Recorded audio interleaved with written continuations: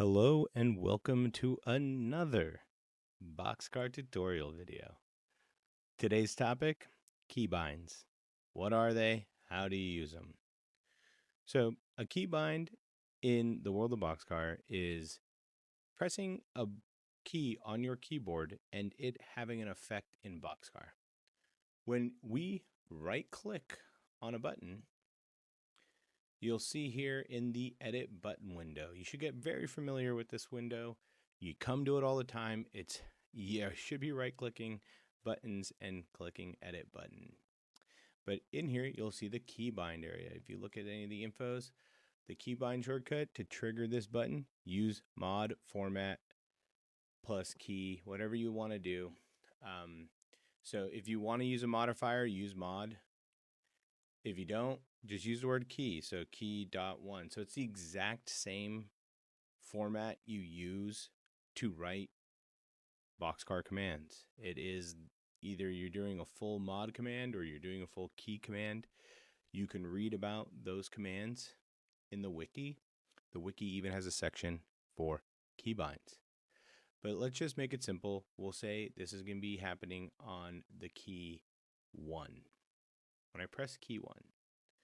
Now, I also have priority. We can talk about that next. First, let's just test the first button. So we have key 1. We're going to click save. Now you'll notice that the keybind paused window is up. This is a window that you can have. It's in settings here. You can look at under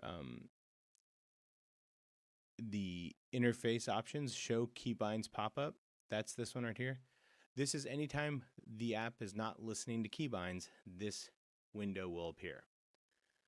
It says right here that if the main settings window, so this window right here, is not minimized, keybinds are never being listened to. So we will minimize this. So now if I press the 1 key, we should see our attack button got clicked. Okay. Let's go ahead and edit this button and say, let's get rid of that cha-ching sound. I don't want that right now.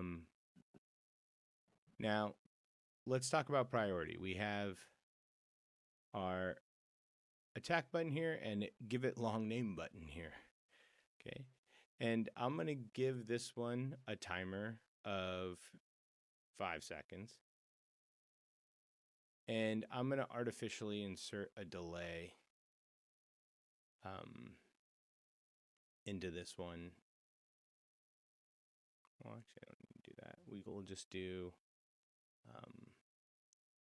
we'll set this one a priority of 1. In this scenario, the button with the highest priority will go first, then the second button. So if we save both of these and give them both a key.1 keybind, and now we'll go ahead and press it, you'll see that they both go off. Now, they both have really fast commands, so they always go off in that order.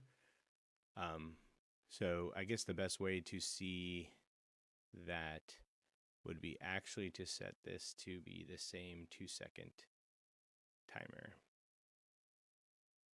Yes. So now if I press 1, you'll see the give it long name finishes just slightly before the other one, probably a few milliseconds. So another thing with the keybinds is if we look at our settings, we have active keybinds. If you're ever curious what keybinds are currently being listened to, you can look at this screen. So we know the keybind is key.1. It's coming from a character. The character's name that they're coming from is Gristle. The title of the button that has that that keybind is the 2 under the title, and then the command that it's going to execute. So you can kind of see how that works. Keybind's really useful. I think having too many kind of makes things complicated, but having things keybind for like when you bring a mob into camp and having all your characters go ahead and attack, that's really powerful. And so you can do it for that. Some people like to keybind just characters. You can keybind a character. When you go here, you see the keybind. You could just put key dot two, or you can do a mod, or you might do key dot f1, something like that. You can do those things, and that would be just if you want to have a keybind just to switch to a specific character. You can do that. That's everything about keybinds.